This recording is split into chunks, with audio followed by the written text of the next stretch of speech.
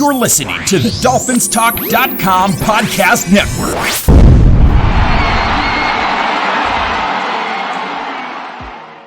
Hello, my name is Steven Daniels, and I'm the host of Clock Blockers, the #1 Miami fan show, and that's another Miami Dolphins First Down podcast, right here on Dolphins Talk. Before you watch this video or listen to it on audio, do me a huge favor. If you're watching this right now, hit the like button and subscribe to our YouTube channel. And don't forget to hit the bell notification. That way you get notified anytime Dolphins Talk goes live. If you're listening to this wherever it is you get podcasts, make sure you subscribe to Dolphins Talk. We want you to get the best content about your favorite football team, the Miami Dolphins. Now, enjoy this exclusive content right here on Dolphins Talk. All right, ladies and gentlemen, Clock Blockers live on Dolphins Talk.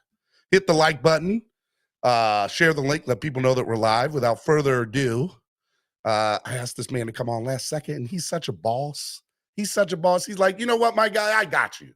I got you, man.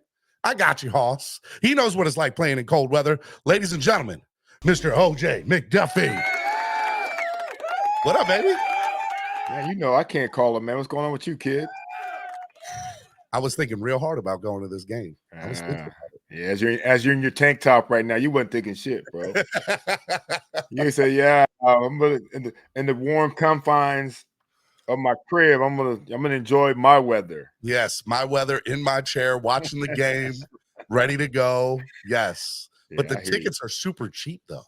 I know, man. It's just super dangerous for fans out there, man. But you know they've been doing it in Kansas City for 80 years, I think now. So they not like this. And they're not even going. Yeah, they're deciding they're not even going. Yeah, for sure. There's a photo rolling around on social media of all the empty seats that are for sale on third-party sites, and then somebody even wrote, they're like, that's not even the season ticket holders that are just not putting their seats up.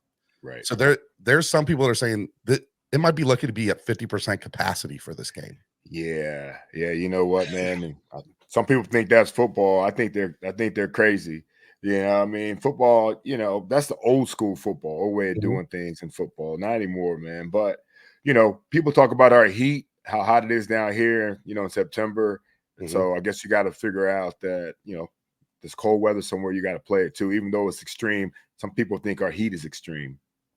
Well, last year, that first game against Buffalo, the fans in Buffalo were like, they need to get OSHA down here because the extreme conditions that these players are playing in. And I'm like, really? I think they're worried about themselves more than they were the players. You know, I mean, look, it's hot. Those fans were boiling on the sidelines because Dolphins set up the stadium that way, right? It's all about. It's what it's all about right there. Our advantage. Do you think they should have moved the game? I don't think it's fair to Kansas City. Kansas City deserved and earned that game at home. You know, so no, I think it should be played where it's supposed to be played. If you can move a day, if it gets a little warmer, which I don't know if it is, that's a different story. But it's supposed to get worse on Sunday. Yeah, exactly. So I wouldn't change the venue now. I mean, they earned that, and you know, we earned where we're at, so we got to go and play in inclement weather. Right. We could have been sitting pretty in Miami playing. Yeah, we should have been. We should have been. We had a chance, obviously, as you know, Steve, to get to, you know, #1 seed, and we had a chance to get to #2 seed. Now we're on the road, man. We are who we are, and we got to handle it that way. Do you think this is the best Dolphins team in like the last 25 years? Parts of it, yes. Okay. You know, parts of it. I think it's hard to even judge this team, you know, because when the offense is clicking, the defense seems like it's been banged up and vice versa. We've never had it all together. I think it's the best team if everybody's healthy, but that's not the case. I think if we had all the guys, which nobody does, let me back that up. Nobody has all the guys they were counting on in training camp. But we have an abnormally large number of injuries. It's bad, especially in the one position. You're talking about defensive end position. You know, getting Bake back and losing Bake again. You know, having Waddle and Mostert out for a couple games, Achane out a few games, Tyreek out a couple games. Our offensive lines, I think it's our 12th different starting offensive line group that's going to be out there. You know, hell, man. But you know, nobody. Go ahead. 12 different starting offensive combination and still one of the best offensive lines in the league. So shout out to Barry this year. Butch Barry did a hell of a job, man. He got some guys that people thought couldn't play to play at a very, very high level. And I tell you what, man, offensive line play doesn't have to be, they don't have to be great. They just have to be good and be able to work together. And I think that's what they're figuring out, that these guys can play well and work well. You know, you know how Liam Eichenberg's been when he's had to come in as, you know, in the middle of a game and play center for Connor Williams, how it wasn't as good. But once he knows he's starting at center, he's not a bad player, man. And then you get Rob Hunt back, you got Rob Jones back, and of course our cornerstones, man, with Teron and Austin Jackson. That's a solid line right there. Whenever our season is over, I want to bring you back on because I don't want to talk about that while we're still in a playoff run, but like the idea that Connor got hurt, you know, could probably work out in our favor because we might be able to get him back on a cheap deal or a cheaper deal, and still try to go out and find another real center, which is one of the things that I was really upset with Chris Greer about because we had no natural center. I mean, even Connor Williams isn't a natural center; he's a natural guard. Right. So, but he became a stud at that position, though. I mean, honestly, but you got to snap the ball correctly, OJ. And Connor still struggles with that a little bit. How many times, dog? How many times? At least 1 or 2 times a game. No, you think that? You think that? One or two times a game, I'm holding my breath, OJ. I'm like, you better not do it. He better not. I know that. If you look around the league, you'll see some other centers 1 or 2 times a game have a snafu when it comes to a snap. I will tell you, I never missed Connor Williams the way I missed him after he got hurt, though. Yeah. It made me realize this is what life is like without Connor Williams. Yeah. I'll take him back, please. Well, you know, you look at some of those you know, season-ending grades, and he's still ranked super high amongst. I know. You know, it tells you how good of a job he's done for us, and I mean that's a tough loss. Obviously, it's a tough L for us to lose him. But I tell you, man, you gotta really have that cliche next man up mentality because obviously injuries happen, and it's really, boy, did it hurt us a lot. And you know what the thing about it too is, dog, is that I thought they did a great job of managing injuries this year. You know, guys probably could have gone a few times that they didn't go to give them another week to get healthy, maybe even 2 weeks to get healthier. Protected themselves from the well, you're never going to get. Well, I mean, yeah, they say that, and I get that part. Was there times when you played that you shouldn't have been on the field? Yeah, my last year I shouldn't have played. You know, that's the difference between some guys are hurt, some guys are injured. Man, I was injured so bad there's no way in the world I should have been out there. But it's a different mentality from the coaching staff and medical staff. Not necessarily the coaching staff. Well, yeah, it was the coaching staff as well. Yeah, and the medical staff that I thought I had to go out there, bro. So that's what I did. Tyreek Hill, his body. I mean, it's like 3 NFL seasons he played this year. I feel like his body took a toll on him more than any other season in the past. And it scares me that we might get a different Tyreek next year because his body is so beat up from this year. Well, you know, you look at his injuries, though, and those injuries are ones that off season to getting back to 100%. You know, knock on wood, you know, no ACLs, no things like that. No knock on wood again. Double knock on wood, no Achilles or anything like that. You know, but yeah, I think some of his injuries are ones that I think he'll make a full recovery from. He takes very good care of his body. He does. You know, he's got a staff and guys that he works with that'll make sure that his body is in the best shape it can be in. And, you know, and we'll manage him that way. He's a veteran guy that doesn't really need to be out there every single day at practice, doesn't need to be out there every single day during training camp. You know, he should get the Teron Armstead treatment, you know, where he all really needs. He's playing a lot more than Teron, though, man. Yeah, I'm just saying, just show up on Sundays for me. But, you know, Teron's in the trenches, though, bro. He's going to be a good head coach one day. I think he's going to be a really good coach. If that's the route he wants to go, I mean, he's a coach on the field. I don't know why anybody want to go to coaching after playing the league now. They've got forever money now. They don't need the job. Gerard Mayo just signed or became the new head coach. What do you think of that move? Yeah, I mean, I wasn't paying attention to it, man. I'm always focused on these fins. You know These what I mean? Dolphins. I These like it. fins. He's That's like, I all I don't care care about no about. New England. That's That I don't care about Belichick telling me. nobody He's else, that bro. guy. That's it. Let me ask you, what's the most extreme weather conditions you ever played in, and what did you do to prepare for it? Yeah, we played in quite a few, Buffalo a few times. I think the coldest one we played in was New England. The whole field was frozen over. It's the one where we had to, we thought the game was over and we went to the locker room. We had to come back out Back there. out. Yeah, and I remember yeah, that. I'd already had my shower and stuff, man. I was already fully clothed. If you need another snap from me, they wasn't gonna get it. They weren't gonna get it that day. I was already hell. That I'm game in was street clothes, over in my coach. mind. Yeah, I'm that in game. street clothes. That's Don't it. expect me to put the full pads back on. That game was over in my mind. And, the field was all frozen over. That was a tough one. What you do, honestly, man, is just you got to take the weather out of your mind right away. Whether it's make sure you got the right clothes. You can go out in pregame and see what you might need, but you can't be too heavy. You can't go out there, layered up. So you got to really in the gear that Joey and Charlie and Swede, those are our equipment guys that they give them is ready for this as much as possible. And the guys that are playing a lot, you don't feel the cold that much. It's cold, but it's not as bad as the guys that don't. What's that? Adrenaline. Adrenaline, running. I mean, you're running the whole time. And then you go to the hot seat, you warm your helmet up, you warm your hands and feet up. I mean, it's, as long as the guys that aren't playing aren't hogging the hot seat, you should be all right. Hey, man, get up. You got to get up. They know they got to get up. Get out of That's here. the rules. Get your ass up, man. So what are your thoughts on, like, how do you see this game going, man? Like 4.5-point underdogs. Yeah. We've lost, I don't know what happened in the last month of the year, but we're not in a great mental space probably right now. How do you win a game against the defending Super Bowl champions and the defending NFL MVP? Yeah, the month of December wasn't very good, or January for that month.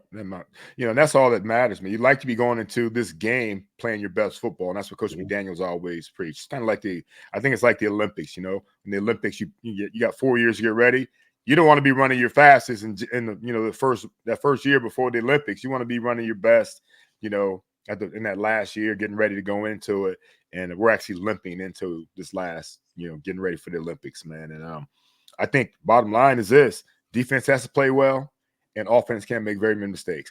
Tua he's always preaching that every drive should end in a kick, whether it's a punt, field goal, or extra point, and that has to be the case in this game.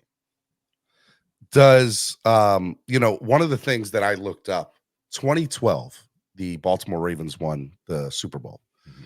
And it is the only team that I can find in Super Bowl era that lost 4 out of their last 5 and still ended up going to win the Super Bowl. So it's happened. Like there's a chance. You're saying there's a chance. You just got to get into the dance, right? That's exactly what it is. And that's what they're even with all the injuries, all the national pundits have the Dolphins out of the 14 teams in the playoff in the top 7, even with all the injuries. On paper, we're top 7 still. Right.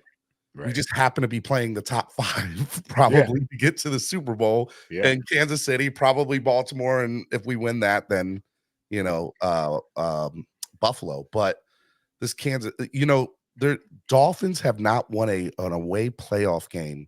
They've only won one since 1972. Right. Seattle. I was in that game for sure. And then we came back and we know what happened at Jacksonville. But, that's why it was so. Memory, OJ. I still get nightmares about that. That's why it's so important, dog, to get home field advantage in home games. You look it up. I bet there's a lot of teams that struggle like that, to win road playoff games. For one, we haven't been in a lot of playoff games in 20 years. So the one that comes to mind for me, and I went to the 2016 game as a fan. Mm-hmm. Negative 11 degrees at kickoff. I got tickets for $50 walking into the stadium, 11 rows in the end zone. The scalper told me, he goes, yeah, Steeler fans don't care about wild card games. That hurt. That hurt so bad. Like, why are these tickets so cheap? Well, Steeler fans don't care about wild card games. Yeah, I'd like to get to that point. I would love to get to that point. Didn't we get destroyed in that game? We did. It was 21-0 after the first quarter. Yeah. And then Tyler Thigpen had to take snaps. Yeah. Well, I bet Steeler fans care about wild card games now. You know, they're not that same team with Ben Roethlisberger and Antonio Brown like they were back then. Mason Rudolph. Mason Rudolph. Yeah, I bet he cares about the fans being out there now. Not that they'll get a home game, but you know how it is. Same time though, man, it's like got to get the home field advantage, man. I was shocked that we didn't try harder. Not that they didn't try, but some guys, like you talked about getting out there and playing. I thought some guys would have played too. I think they could have and should have, because it was important. Last week's game was, obviously not getting number 1 seed, getting blown out in Baltimore was one thing, but having a shot at number 2, win the division, it's critical. That's as big as this game is this week. OJ, that was the worst as a fan. That's the worst loss I've had since 62-7. That's the worst I have felt as a fan since 62-7. Yeah, I mean, emotionally, yeah, for sure, man. That was a tough one. It really was, man. With an opportunity, I loved when we got an opportunity. Which a few of our losses, we've had an opportunity late to get with the ball or defense getting to stop, and we couldn't get it done, bro. Germany, and that's what matters more than anything. Tennessee for sure. So you're looking at 3 L's right there that we had a chance at the end, and we only how many games we lose this year? 6. 6. Yeah. So you're talking about 3 games that you had an opportunity, and that's what it's all about, man. It could have been 14-3, OJ. 14-3. That's what it's all about when it comes to anything in football. No matter how bad the rest of the game goes, how much can you overcome that late in the game, defensively or offensively, and still find a way to win?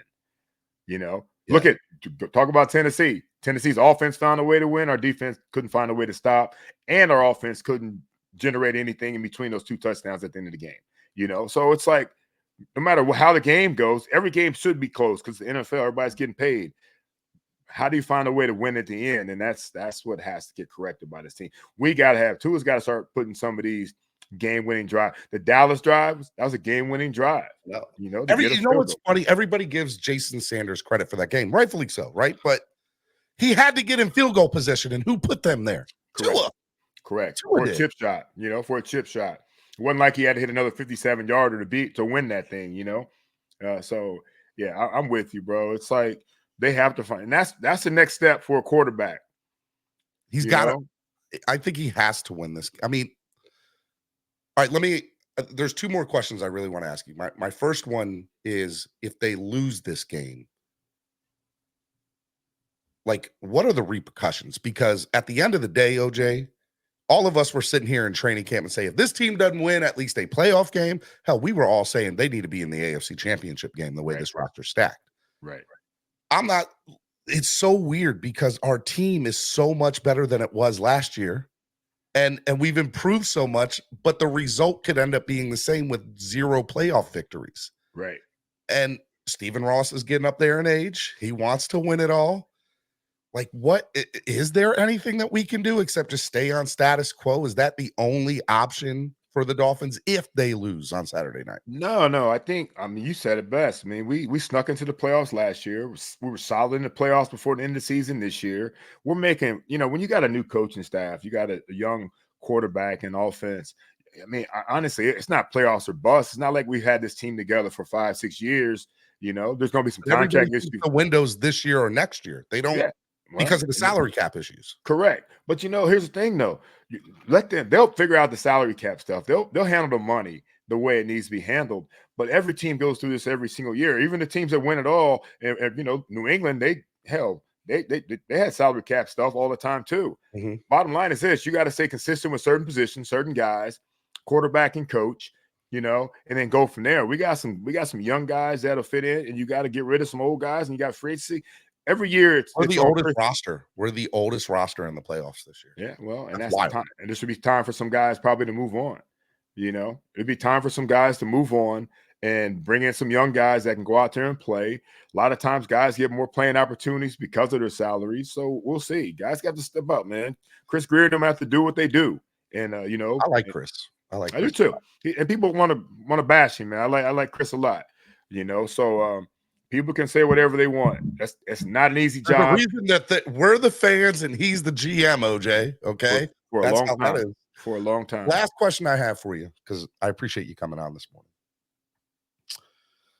What is it that Justin Houston and Bruce Irvin and potentially even Malik Reed, like they've been on this roster for 3 days. Right. Is it too much to expect them to have such a big impact in this game? And by the way, we need them to.